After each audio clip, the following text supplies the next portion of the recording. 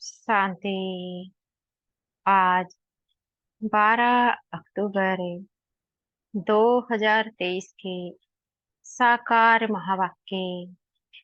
बाप दादा मधुबन। मीठे बाप दादा बोले, मीठे बच्चे, श्रीमत पर चलो तो तुम्हारे सब भंडारे भरपूर हो जाएंगे। तुम्हारी तकदीर ऊंची बन जाएगी। आज का प्रश्न है, इस कलयुग में किस चीज का देवाला निकल चुका है? देवाला निकलने से इसकी गति क्या हुई है? उत्तर दिया बाबा ने, कलयुग में पवित्रता, सुख और शांति का देवाला निकल चुका है। इसलिए भारत सुखधाम से दुखधाम, हीरे से कौड़ी जैसा बन गया है। यह खेल सारा भारत पर है। खेल के आदि मध्य अंत का ज्ञान अभी बाप तुम्हें सुना रहे हैं। तकदीरवान सौभाग्यशाली बच्चे ही इस ज्ञान को अच्छी रीति समझ सकते हैं। आज का गीत है भोलेनाथ से निराला। ओम शांति। भगवानुवाच, कौन सा भगवान? भोलानाथ शिव। भगवानुवाच, बाप भी समझाते हैं। टीचर का भी काम है समझाना। सतगुरु का भी काम है समझाना। शिव बाबा को ही सत बाबा भोलानाथ कहा जाता है। शंकर को भोला नहीं कहेंगे। उनके लिए तो कहते हैं, आंख खोली तो सृष्टि को भस्म कर दिया। भोला भंडारी शिव को कहते हैं, अर्थात भंडारा भरपूर करने वाला। बाबा कहते, कौन सा भंडारा? धन दौलत सुख शांति का। बाप आए ही है पवित्रता, सुख शांति का भंडारा भरपूर करने। कलयुग में पवित्रता, सुख शांति का देवाला है। क्योंकि रावण ने श्राप दिया हुआ है। सब शोक वाटिका में रोते पीटते रहते हैं। भोलानाथ शिव बैठ सृष्टि के आदि मध्य अंत का राज समझाते हैं। अर्थात तुम बच्चों को त्रिकालदर्शी बनाते हैं। बाबा कहते, ड्रामा को तो और कोई जानते नहीं। माया ने बिल्कुल ही बेसमझ बना दिया है। भारत का ही यह हार जीत दुख सुख का नाटक है। भारत हीरे जैसा साल्वेंट था, अब कौड़ी जैसा इंसॉल्वेंट है। भारत सुखधाम था, अब दुखधाम है। भारत हेवन था, अब हेल है। हेल से फिर हेवन कैसे बनता है? उसके आदि मध्य अंत का ज्ञान सिवाय ज्ञान सागर के कोई समझा ना सके। बाबा कहते, यह भी बुद्धि में निश्चय होना चाहिए। निश्चय उनको होता है जिनकी तकदीर खुलनी होती है। जो सौभाग्यशाली बनने वाले हैं। दुर्भाग्यशाली तो सब है ही। दुर्भाग्यशाली माना तकदीर बिगड़ी हुई है, भ्रष्टाचारी है। बाप आकर श्रेष्ठाचारी बनाते हैं, परंतु उस बाप को भी कोई मुश्किल समझ सकते हैं, क्योंकि उनको देह नहीं है। सुप्रीम आत्मा बात करती है। पावन आत्माएं होती ही है सतयुग में। कलयुग में सब पतित है। अनेक मनोकामनाएं लेकर जगदम्बा के पास जाते हैं। बाबा कहते जानते कुछ भी नहीं, फिर भी बाप कहते हैं जो जो जिस जिस भावना से पूजा करते हैं, तो मैं उनको अल्पकाल क्षण भंगुर लिए फल दे देता हूँ। जड़ मूर्ति कभी उसका फल नहीं दे सकती। फल देने वाला, अल्पकाल सुख देने वाला मैं ही हूँ, और बेहद के सुख का दाता भी मैं ही हूँ। मैं दुखदाता नहीं हूँ। मैं तो दुख हरता, सुख करता हूँ। तुम आए हो सुख धाम में, स्वर्ग का वर्षा पानी। इसमें परहेज बहुत है, बाप समझाते हैं। आदि में है सुख, फिर मध्य में भक्ति मार्ग शुरू होता है, तो सुख पूरा हो दुख शुरू होता है। फिर देवी देवता वाम मार्ग, भिकारी मार्ग में गिर पड़ते हैं, जहां से ही फिर भक्ति शुरू होती है।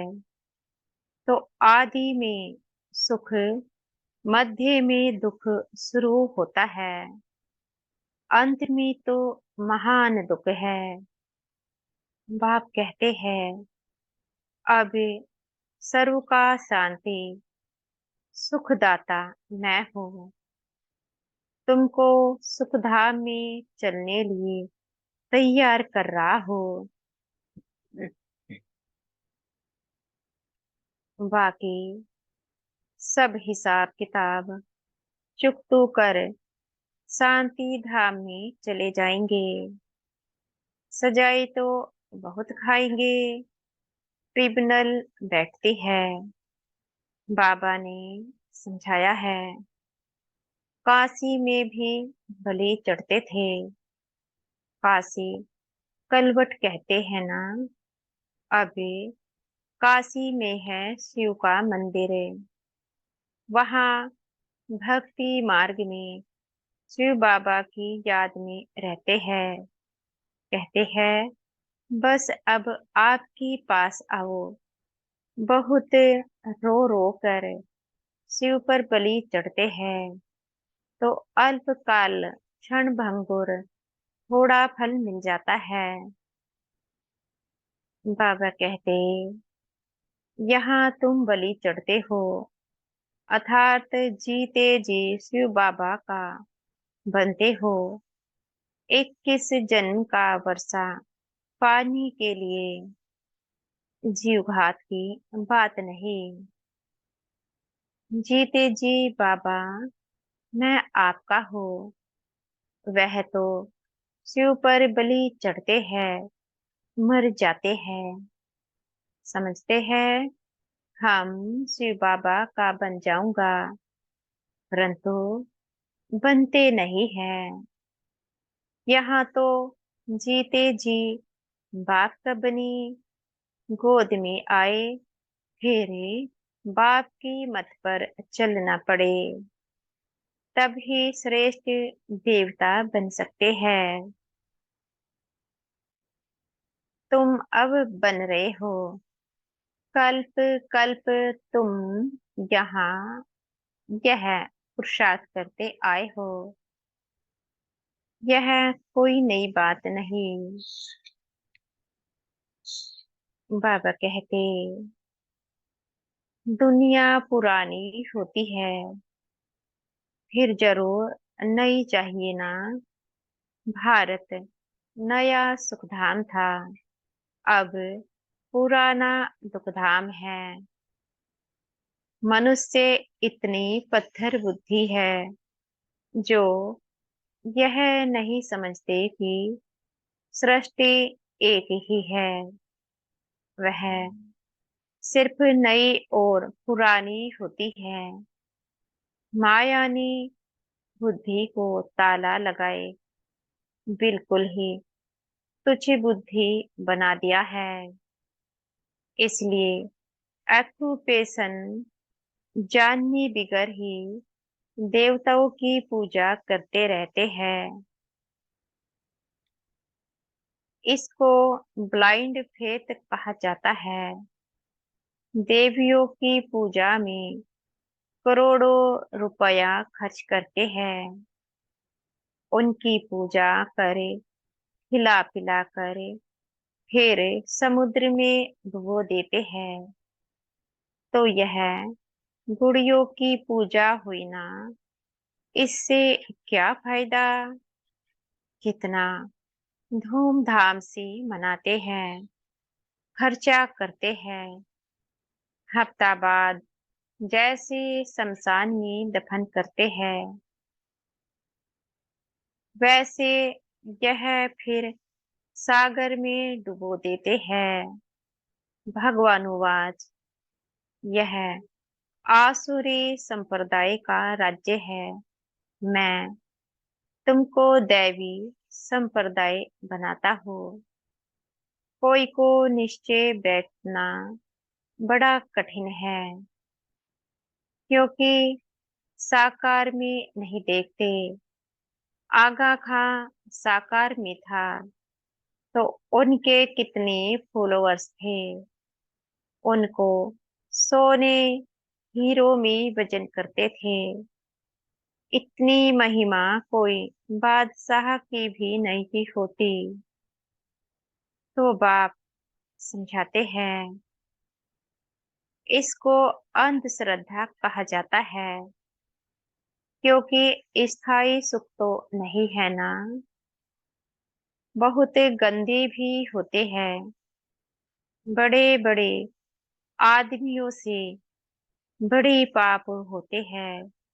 बाप कहते हैं, मैं गरीब निवाज हूँ। गरीबों से इतनी पाप नहीं होंगे। इस समय सब पाप आत्माएं हैं। अभी तुमको बेहद का बाप मिला है, फिर भी घड़े घड़े उनको भूल जाते हो।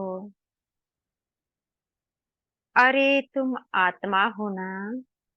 आत्मा को भी कभी कोई ने देखा नहीं है। समझते हैं, स्टार मिसल भरकुटी के बीच रहती है।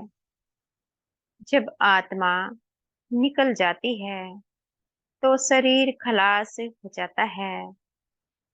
आत्मा स्टार मिसल है तो जरूर मुझ आत्मा का बाप भी हमारे जैसा होगा। परंतु वह सुख का सागर, शांति का सागर है। निराकार वर्षा कैसे देंगे। जरूर भरकुटी के बीच आकर बैठेंगे। आत्मा अब ज्ञान धारण करे दुर्गति से सदगति में जाती है। अब जो करेगा सो पाएगा। बाप को याद नहीं करते तो वर्षा भी नहीं पाएंगे।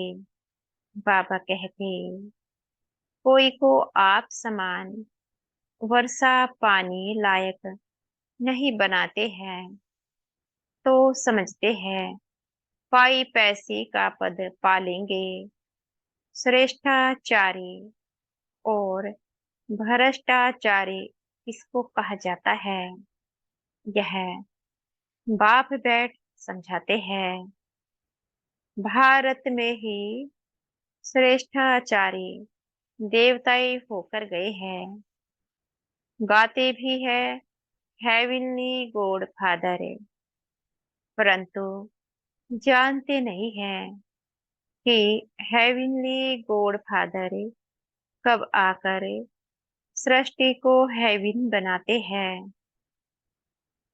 तुम जानते हो, सिर्फ पूरा पुरुषार्थ नहीं करते हो, वह भी ड्रामा अनुसार होना है, जितना जिसकी तकदीर में है। बाबा से अगर कोई पूछे तो बाबा झट बता सकते हैं कि इस चलन में कि इस चलन में अगर तुम्हारा शरीर छूट जाए तो यह पद पाएंगे। परंतु पूछने की भी हिम्मत कोई नहीं रखते हैं। जो अच्छा पुरुषार्थ करते हैं वह समझ सकते हैं हम कितने अंधों की लाठी बनते हैं। बाप भी समझ जाते हैं यह अच्छा पद पाएंगे। यह बच्चा कुछ भी सर्विस नहीं करता तो वहां भी दास दासी जाकर बनेंगे। झाड़ू आदि लगाने वाले, श्री कृष्ण की पालना करने वाले, महारानी का श्रृंगार करने वाले दास दासिया भी होते हैं ना। वह है पावन राजाए, यह है पतित राजाए।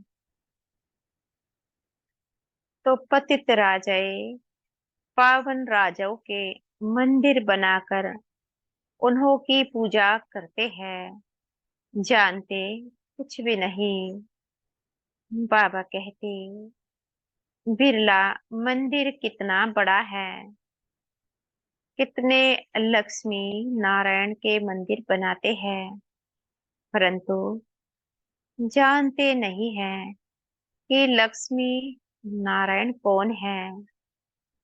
फिर उनको कितना फायदा मिलेगा? अल्पकाल का सुख। जगदम्बा के पास जाते हैं, यह थोड़े ही जानते कि यह जगत अम्बा ही लक्ष्मी बनती है। इस समय तुम जगदम्बा से विश्व की सब मनोकामनाएं पूरी कर रहे हो, विश्व का राज्य ले रहे हो। जगत अम्बा तुमको पढ़ा रही है, वही फिर लक्ष्मी बनती है, जिससे फिर वर्ष वर्ष भीख मांगते हैं। कितना फर्क है?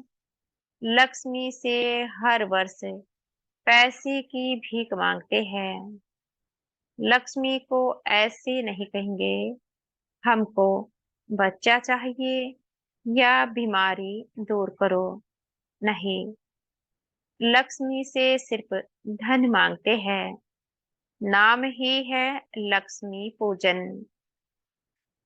जगत अम्बा से तो बहुत कुछ मांगते हैं, वह सब कामनाएं पूरी करने वाली है।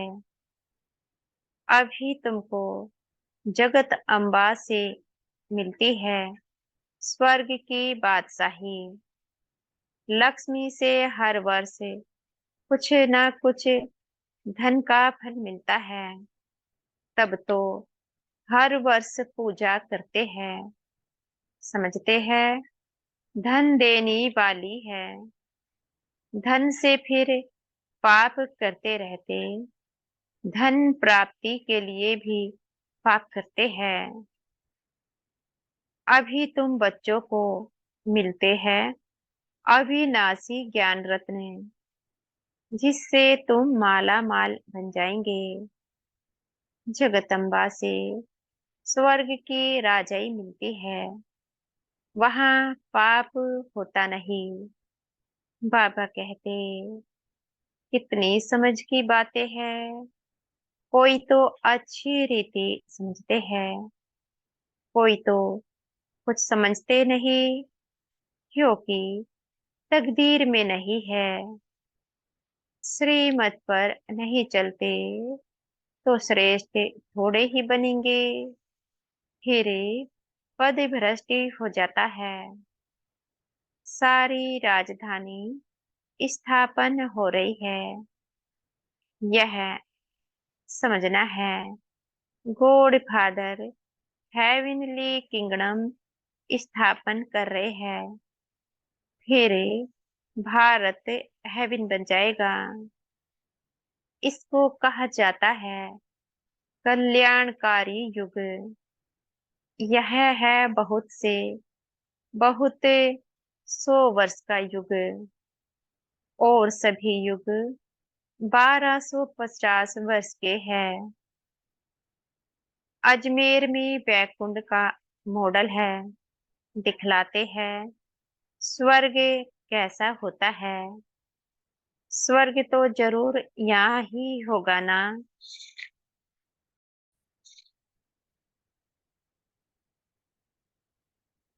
बाबा कहते, थोड़ा भी सुना तो स्वर्ग में आएंगे, परंतु पढ़ेंगे नहीं तो जैसी भील है।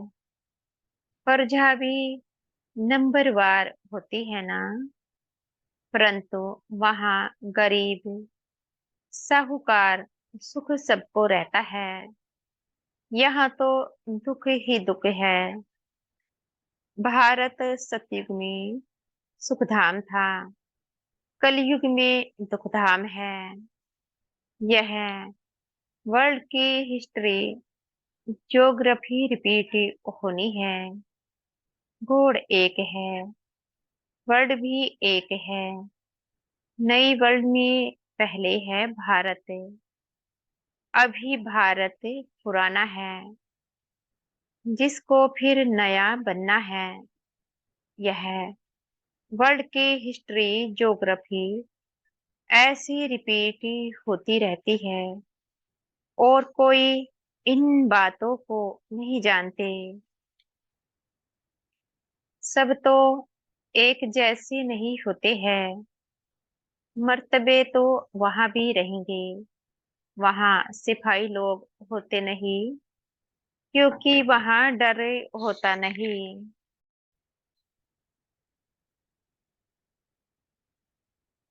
यहाँ तो डर है, इसलिए सिपाही आदि रखते हैं। भारत में टुकड़े टुकड़े कर दिए हैं। सतयुग में पार्टीशन होता नहीं, लक्ष्मी नारायण का एक ही राज्य चलता है। पाप कोई होता नहीं। अब बाप कहते हैं, बच्चे मेरे से सदा सुख का वर्षा लो। मेरी मत पर चलकर सदगति का मार्ग एक ही बाप दिखाते हैं। यह है शिव शक्ति सेना, जो भारत को स्वर्ग बनाती है। यह तन मन धन सब इस सेवा में लगाते हैं। उस बापूजी ने क्रिश्चियन को भगाया, यह भी ड्रामा में था, परंतु उनसे कोई सुख नहीं हुआ। यह मिलेगा, यह होगा, मिलना है सिर्फ बाप से। बाकी यह तो सब खत्म हो जाएगा। कहते हैं बर्थ कंट्रोल करो, उसके लिए माथा मारते रहते हैं, होगा कुछ भी नहीं। अभी थोड़ी लड़ाई शुरू हो जाए तो फेमन पड़ जाएगा, एक दो में मारा मारी हो जाएगी। अच्छा, मीठे मीठे सिखी लदे बच्चों प्रति माता पिता बाप दादा का याद प्यार और गुड मॉर्निंग। रूहानी बाप की रूहानी बच्चों को नमस्ते। हम बच्चों की भी मीठे प्यारे बाप दादा को याद प्यार, गुड मॉर्निंग और नमस्ते। धारणा के लिए मुख्य सार। पहला पॉइंट है, जीते जी बाप पर बलि चढ़ना है, अर्थात बाप का बनकर बाप के ही श्रीमत पर चलना है। आप समान बनाने की सेवा करनी है। दूसरा पॉइंट है, अविनाशी ज्ञान रत्नों का दान कर जगदम्बा समान सर्व की मनोकामनाएं पूर्ण करने वाला बनना है। आज का वरदान है, सतगुरु जी हमें आज का वरदान दे रहे हैं, सेवाओं में सदा सहयोगी बन सहज योग का वरदान प्राप्त करने वाले विशेषता संपन्न भव। सेवाओं में सदा सहयोगी बन सहज योग का वरदान प्राप्त करने वाली विशेषता संपन्न भव। ब्राह्मण जीवन विशेषता संपन्न जीवन है।